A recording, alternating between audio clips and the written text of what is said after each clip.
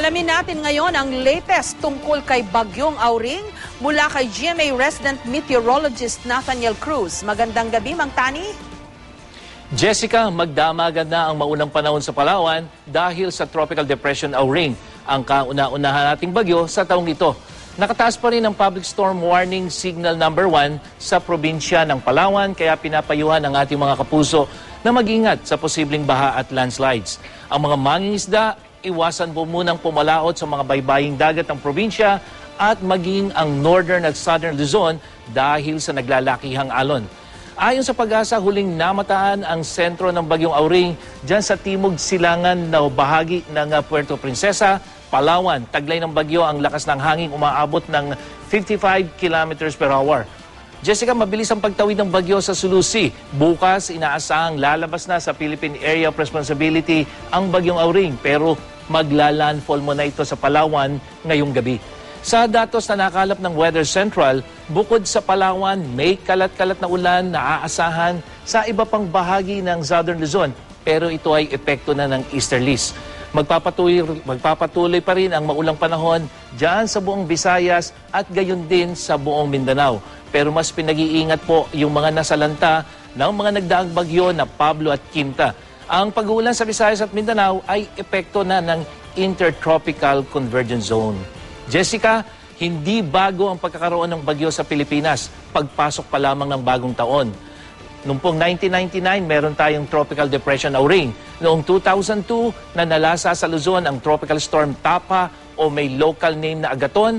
At Agaton din ang pangalan ng Tropical Depression na humagupit sa Samar Island at Southern Luzon noong 2006. At 2009, binisita rin ang bansa ang Tropical Depression na may local name rin na Auring. At sa datos na nakalap ng Weather Central, may inaasahan pa po tayong potential na low pressure area at yan ay nasa labas pa ng PAR. Babantayan din natin ito dahil posibleng pumasok yung sama ng panahon na ito sa darating na linggo. Yes, Jessica? Mang Tani, pagkapansin-pansin, parang naubusan ba ng ipapangalan ng Pag-asa sa ating mga bagyo? Kasi in a span of 10 years, abay, dalawang Auring. In a span of 4 years ba, dalawang Agaton. Ang nangyayari kasi, Jessica, meron kasi tayong nakahanda ng mga pangalan. At every 4 years, umuulit yon. Kaya kung mapapansin mo, 2002, umulit ng ika-4 na taon, kaya Agaton ulit yung pangalan niya. Pero pagdating ng 2009, Auring, then 2010, 11 and 12, iba-ibang pangalan yon. At ngayon pagdating ng 2013, Auring ulit. Nagkataon naman na every 4 years, tamang-tama, doon sa set ng pangalan na yon, bumabalik.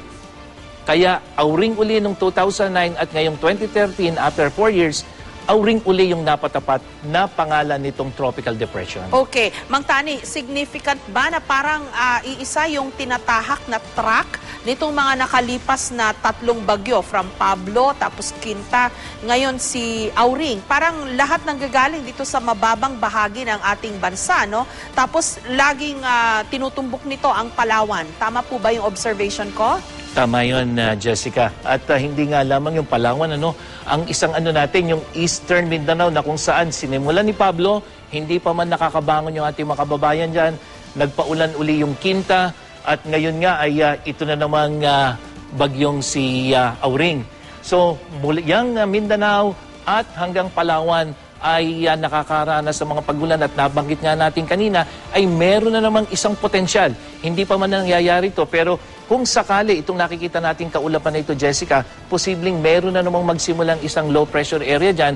At dahil nga Enero na kung saan yung subtropical ridge ang siyang nagiging dahilan kung bakit yung mga sama ng panahon ay hindi tumutuloy ng Luzon, mas madalas dito yan tatama uli sa Mindanao o kaya naman Visayas papunta ng Palawan. Okay, pero sa tanda ko hindi gaanong binabagyo yung bahaging yan ng Mindanao in a lot of years. Hindi ho ba? Parang this past years lang na medyo sa mababang bahagi ng Pacific Ocean nagmumula yung mga bagyong tumatama nga po dito sa bahaging ito ng Mindanao. Yan din ang isang napapansin natin, Jessica. At kung maano mo nga, yung bagyong si Pablo, yaan ay nagsimula halos malapit sa equator. At karamihan, pag yung mga low pressure area ay nabuo dito sa may malapit sa equator, hindi yan nagiging bagyo. Pero iba itong si Pablo na bago nga tumama sa atin, ay isa pang napakalakas na typhoon. At ganun din yung si Quinta. So yung nangyayari ngayon na ilang sunod-sunod na bagyo, hindi lamang dito sa may atin, Jessica, kasi maging doon sa Fiji o dyan sa may southern part ng Pacific Ocean, ay meron ding mga 2 o 3 bagyo ang nabuo. So masasabi natin na aktibo yung atmospheric condition dito sa may bahagi ng West and Southern and Northern Western Pacific. Kaya sunod-sunod yung pagkakaroon dyan ng mga sama ng panahon. Okay, at sigurado naman, Mang Tani, na kasi papasummer na, hanggang kailan kaya itong masama-samang lagay ng ating panahon? Ang una kasi, Jessica, kung titingnan natin yung klima na kung saan wala tayong El Nino ngayon o kaya La Nina. Kasi yun ang isang dahilan kung bakit maaaring mas marami yung bagyo kapag La Nina o mas kakunti yung bagyo kapag El Nino. Pero ngayon, neutral tayo. So pangkaraniwan pagdating ng Pebrero, Marso hanggang Abril, halos wala tayong bagyo niyan. Ang tawag natin dyan peacetime. Pagdating na lang uli ng Mayo, tsaka uli magsisimula. So, siguro yun ang isang titingnan natin dahil lalo na kung magkakaroon uli ng panibagong bagyo pagkatapos nitong si Auring, talagang hindi na normal na sa loob ng buwan ng Enero, 2 magkasunod na bagyo. At titingnan natin, unang linggo pa lamang ito ng Enero, Jessica. Okay, in any case, kailangan talaga mag-ingat tayo lagi sa banta ng baha at landslides, lalo pa yung bahaging yan ng Visayas at Mindanao. Maraming salamat, Mang Tani, ang aming GMA resident meteorologist.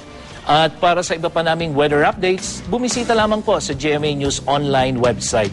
Ako po si Nathaniel Cruz para sa I Am Ready, serbisyong totoo ng GMA News.